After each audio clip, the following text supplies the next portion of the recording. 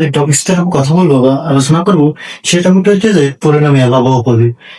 এটি খুবই গুরুত্বপূর্ণ, এমনকি এদের থেকে যে এমসি গুলো আসে তার 75% এমসিকিউ হচ্ছে যে এই সেটটা কনসেপ্ট থেকে আসে। এই সেটটা কনসেপ্ট একটি মূল যদি শূন্য হয় তাহলে বি ইকুয়াল টু জিরো। একটা বহুপদী সমীকরণ এই x square plus b x plus c এবং এদের মূল হচ্ছে আলফা এবং বিটা। যদি একটি মূল শূন্য হয় তাহলে বি ইকুয়াল টু জিরো, যদি দুটি মূল শূন্য হয় তাহলে b equal to c equal to zero. এখন সবচেয়ে ইম্পর্টেন্ট যেটা এটা হচ্ছে যে ভাই বারবার এটা আসবে আসবে মাস্ট এটা আসবে। যদি a x square plus b x plus equal to zero হয় এবং এদের মূল আলফা এবং বিটা হয়, তবে one by alpha one by beta মূল বিশিষ্ট সমীকরণ গঠন করে। এটা একদম সহজ, কি করে জানো?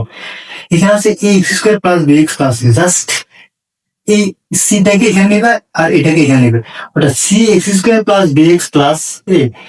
এ এবং সি মানে ধ্রুবপদ আর হচ্ছে এক্স এর সহগটা দুটো ইন্টারচেঞ্জ হবে, ইন্টারচেঞ্জ হলে one by alpha one by beta মূল বিশিষ্ট সমীকরণ গঠিত হয়ে যাবে।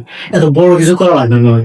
আর তৃতীয় যে কনসেপ্টটা মনে রাখা লাগবে তা হচ্ছে যে মূল দ্বয় যদি পরস্পর উল্টো হয় বা গৈরিক বিপরীত হয় তাহলে এ ইকুয়াল টু সি বা সি ইকুয়াল টু এ, এই কনসেপ্ট দিয়ে তোমার মেয়াদ আসতে পারে। এই চারটা কনসেপ্ট ধারণ করে নাও, তোমার এই অব্দে 75% এমসিকিউ কাভার হয়ে যাবে আর 25% কাভার করার জন্য নেক্সট ভিডিও আসছে।